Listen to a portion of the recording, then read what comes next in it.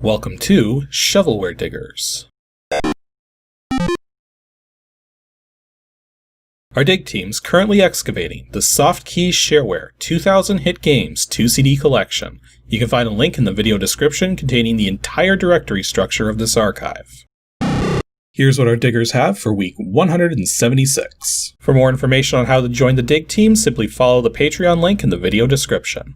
Now without further ado, let's get started. First up, we have a new digger, Troy Bowman, who's dug up DOSGAMES /KIDGAMES /PALLANDA. For some reason, this is making me think of like pandas, but that's like not the name, and it's like PALLANDA? I don't know. I got a doc file, font file, reg file. Kind of worried this might be Windows software. Also a file from 2014, what? That would suggest that either that file date is very wrong or I've actually played this before. But let's find out. So PALLANDA.doc. So this is another thing by Christopher Gunn. We have definitely seen that name before. Distributed as shareware on an I trust you basis and is in any form to be considered public domain or free. Yeah, we've seen that kind of stuff before. And it looks like whatever this is, it costs $15 to register. So, typical shareware fee. We have a general description here. This is a fun game for the little people.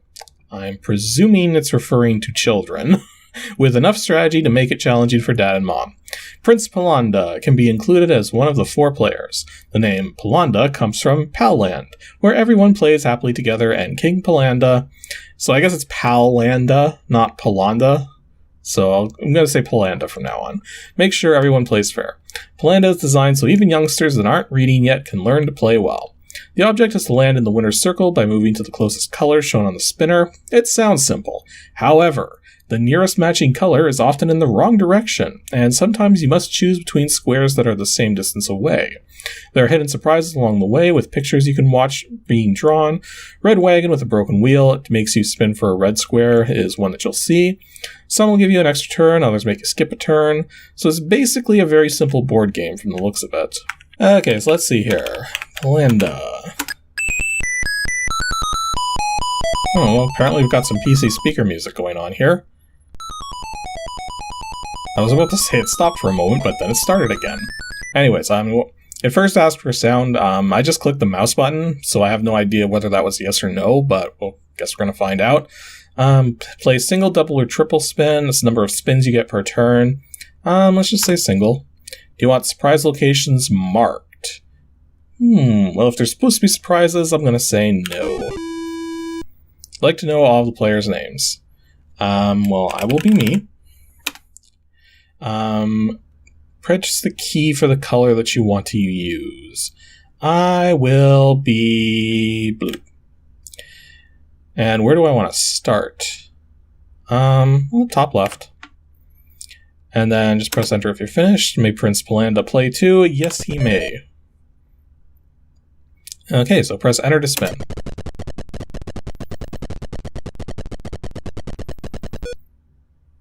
Move to the nearest matching color and press space. Okay, so it's green. And we're trying to get to the middle here. So I think this is probably the best way to go. Wait, how are you supposed to do this with the mouse? Why even have mouse controls if you can't use the mouse controls? It doesn't even move all the way. What is even the point then? Okay, so... And yeah, it's like the mouse cursor's following it despite that. That's so weird. And now I have to move to yellow. It has to be the nearest matching. So this would be the nearest matching. If I tried to move here, it's probably going to be like, that's not the closest color. So yeah, you got to move it there. So I understand why this is in the kids game folder, because this is an incredibly simple game. Although there is a lot of luck involved. In fact, this is pretty much 100% luck. Oh, the prince landed on a surprise space. There's a skunk in your way. You have to wait 1 turn. Now, according to the documentation, these surprise draws, there's supposed to be 15 different ones, but only 4 of the pictures were included, so 4 of them have pictures and the other ones are just going to be blank like this. So, the funny thing is, I'm not sure which one puts me closer or further. This one would be 1, 2, 3, 4, 5, 6... 1, 2, 3, 4, 5, 6, 7, 8, 9, 10, 11. 1, 2, 3, 4, 5, 6, 7, 8, 9. Okay, so yeah, definitely have to want to go for that one. I guess that's one thing you could use the mouse cursor for, is just to, like, count spaces out easier than having to just do it visually, but the mouse doesn't seem to really do much of anything. So yeah, it seems like the basic premise in terms of strategy, because the game is pretty much all luck, but you do occasionally have times when you can decide which way you're going to move. Oh, I just hit a surprise space. You found a lucky horseshoe. An next return is your reward. Yay, I get to spin again. So yeah, it seems like the basic strategy is to make sure that whenever you have a choice of where to go, that you're picking whichever space is going to get you closer to the end. Because it's literally all luck otherwise. But now, as you can see here, the final space is orange. And you have to be close enough that orange is the closest space you could move to. Now, in his case, it is. So if he spins orange, he's going to win his next turn. So I got to hope for some good color spins here. Green is not a good one. But it puts me on the surprise space again. And it seems to be the exact same surprise. I don't know if that's like, if that was like a random chance or if it always will be the same one, but... So that moves him back. So now if he was to spin orange, the closest orange is actually the one that's near me. So he would actually move away from the end space by 2 spaces. And now he's back on that surprise space again. Yeah, okay, so the surprise spaces are the exact same for each space they've been put on.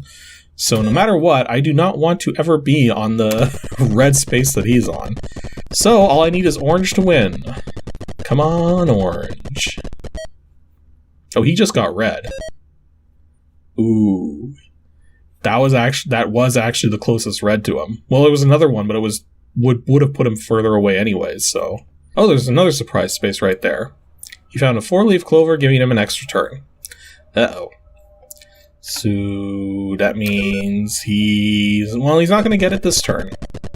Orange would get him closer, but it wouldn't get him there. Well, actually, no. Keep him the same distance. Oh, that's the lose a turn one, though. So, So I got a couple chances here. Hoping for the orange. That's the orange. Congratulations, you're the winner. And... Well, take a look at that. I have actually played this before. I'm trying to think if I actually played this on the show or not. I don't think I did. But yeah, apparently back in March of 2014, I played this game and got a score of 105. I don't know how it's keeping score, because my score this time was apparently 85, but... So that was PALLANDA, a very, very basic board game that could be played by pretty much anyone. It has very basic strategy to it and is otherwise 100% luck. Yeah, that's not bad for what it is. Next up, Matthew Belshin has dug up DOSGAMES /cards/ALNPOC11. For some reason, I'm thinking this is going to be like Alien Poker or something, and you do it this way. Now we do have a file ID.diz. It's definitely poker something because of the poker.exe file. Yeah, so let's just quickly type out file id.diz. Practice poker against the galaxy's best. Yeah, it's definitely going to be Alien Poker. This game pits up to 5 crafty aliens against you. Each opponent is rendered in 2d6 color image and complete with its own personality. The program requires VGA, 640k memory, and a mouse. Only question is who did this come from? Let's just quickly edit up the poker.doc file. Alien Poker by Jeff Bogan from 1993. Alien Poker is a game in which you are pitted against the most skilled poker players that the galaxy has to offer. You are one of the select few Earthling to know about a casino located on the dark side of our moon. And every Saturday there's a game where you can invite up to 5 alien opponents to test their luck and skill against you. The official game name is 5-Card Draw. So, yeah, because believe it or not, there was a time when Texas Hold'em was not nearly as popular as it is now. And people played other poker games, and 5-Card Draw was one of the popular ones. So the deck consists of 52 cards, no jokers. Maximum number of players is 6, that includes you. Object of the game is to eliminate a specified number of opponents at the time that those players are knocked out to have the highest earnings. Okay, I'm looking through here, it says that the registration fee is $20, flat fee. So that's a bit high for a poker game, but if it's done pretty well, then, well, I guess we'll find out. Now we're starting off with some 256 color graphics here. Pretty basic looking, but you know, it has its own little charm to it. Load a game. No. Okay, so I guess we can examine players, subtract player, add player. So these are the players in the game right now. We got Big Nose. This nasally endowed fellow is from the planet Bigeria. He is a cautious player, but can be unpredictable. Okay. Let's see the General. The General is commander of the Federation's 9th Fleet. His head isn't big, it just swelled that way. Okay. Yeah, these are very amateur graphics, but at the same time, the person definitely tried to put some effort into it. The robed one is a mysterious person, origins unknown. She has quite the poker face, because no one has ever seen it. Jinxer is a self-styled magician. Expect him to play a sneaky game. Better not freaking cheat. And ATAD. This robotic creature was programmed on Homeworld. Proper noun. Interesting. ATAD plays the numbers as only he can. Okay, so add a player to the game. Oh, I guess we have to, like, just add everyone? Okay. Add a number of players to eliminate before the game ends. I'm probably not going to play through the whole thing, but yeah, we'll just say 1. Ante up. So, okay, so you have to click to advance everything. So here's my hand. Got a couple kings, got 3 diamonds going, but that's not that great. Robed one passes without betting. Jinxer passes. ATAD bets 5. This is 5 to me. I'll call that. Big Nose drops. General drops. Robed one calls. Jinxer calls. Robed one takes 1 card. Jinxer takes 1 card. ATAD takes 3 cards, even though he was the one who bet? What? Whoa, what the? Okay, there's no debounce when you're clicking on the cards for this. So if you hold it down, it's like constantly switching between, so that's kind of annoying. But yeah, I'm going to take 3. I'm guessing you pick the ones that you want to get rid of? Yeah. So Robed one passes. Jinxer bets 25. You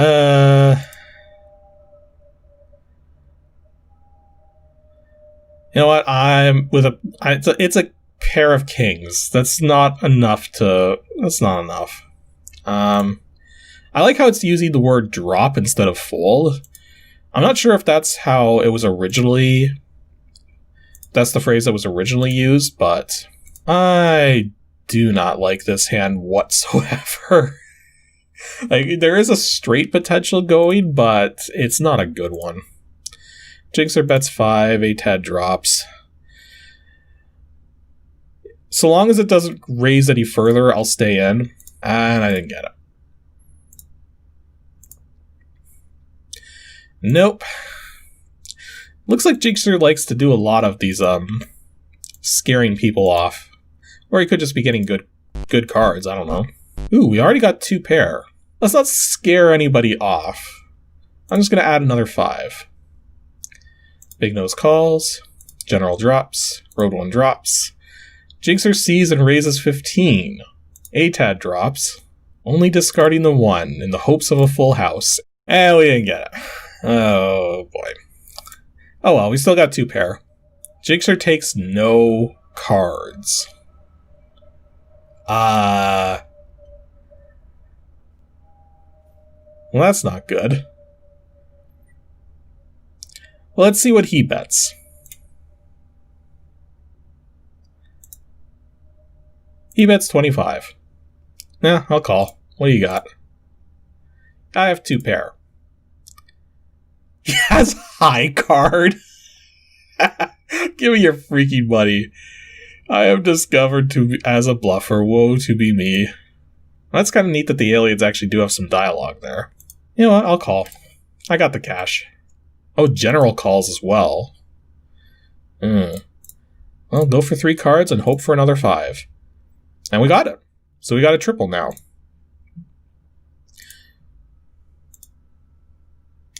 Okay, so I'm going to bet 5 just to see what happens. General sees that and raises 20. ATAD sees that and raises 20. Well, fine, I'm going to raise it another 20. General drops and ATAD drops. There you go. I didn't even have to show my triples. Okay, so this is actually an extremely fun card game, poker game. Because normally when you think about these poker games, you think about like just generic stuff that isn't really all that impressive. But this actually has some soul to it. This isn't just some generic poker game. This is actually like making you feel like you're part of this like alien group of players. This is like, yeah, for $20, this is actually a decent poker game. And we're finishing things off with a team dig today. Zed Supremus and Eli Malinsky have dug up DOSGAMES /arcade/GALACT. It's Galactic something here. We got a galactic.doc, galactic.pcx, a g.exe. Just didn't want to be galactic.exe, as well as a knit.bat. Let's see here. That's actually a very small doc file. Let's just type it out. Type galactic.doc. To play the game, set caps lock on. Good to know. And type init and hit return. So to use the graphics program, type G and hit return. Screen will blank, then type H return and the help menu will appear. Huh. Is that all the documentation we're going to get? Yeah, maybe. What does this init.bat actually do? Okay, so G is apparently some kind of program that runs something else. Apparently the sir2.mlu file, whatever that is. Oh, here we go, init. G, created by Nick Atchinson and Harold Wooldridge on March 1st, 1988, an engine for graphic games on IBM PC and compatibles. It's also saying here that if you find the program useful, they'd appreciate a donation of $25 to their company called Novoplex.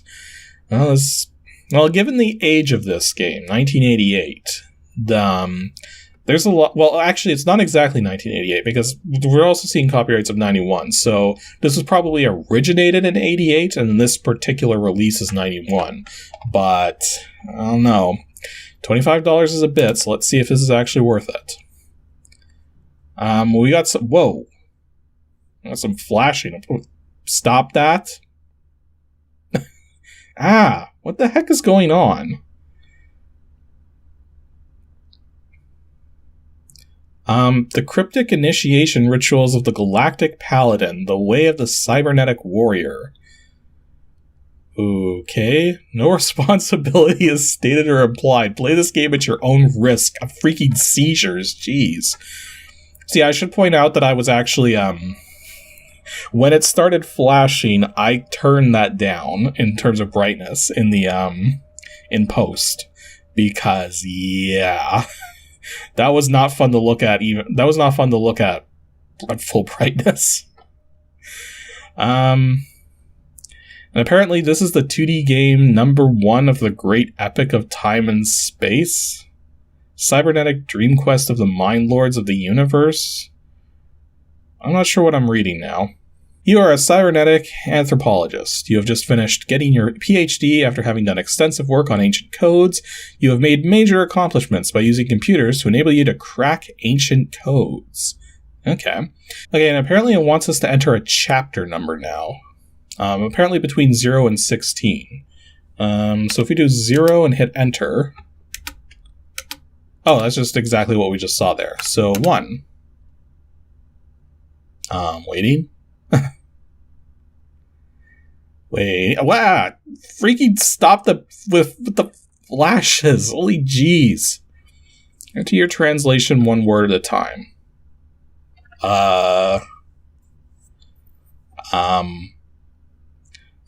Okay. I'm guessing this is supposed to translate into something? You know, looking at it, it does kind of look like... It almost looks like just, like, low pixel resolution words, almost. Like, the top is making me think of the word the. Is that, like, the word? Is it, like, the? Did I do it right? I don't know. Or, like, lit up or something. I don't know. Let's type in the again. Okay, so maybe I did do it right, because this time it actually told me I was wrong. Next one looks like the word cryptic.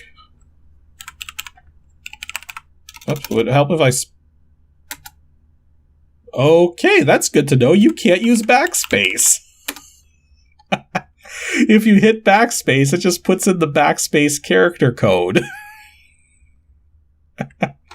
Oh, I haven't seen a program do that in a while. Okay, so if each of these are conformed to particular letters, this next word has me confused, because it starts with INIT, but then something, and then another T. It could be the word initiation. Let's try that. Initiation. Nope. Unless it's not spelled right.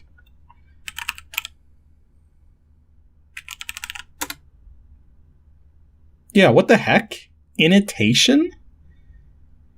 Is initiation a word? I'm looking that up.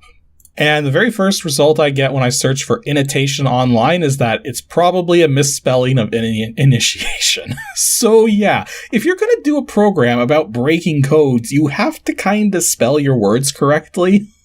It's like really important. Or it could be an S. So rituals. There we go. So the cryptic initiation rituals. Is it word? Okay, that time it didn't flash. And once again, it's of the Galactic Paladin. We already know this. So of the Galactic Paladin. Yeah, now I'm not entirely certain what we're dealing with here. Yeah, I don't want to spend forever dealing with this. So let's just say that this Galactic Paladin thing is interesting. It's like some kind of cryptographic thing. Actually, I don't even know if I can quit out of this. Can I? If I type in quit, will it let me out? No? Exit? Control C? Not of anything?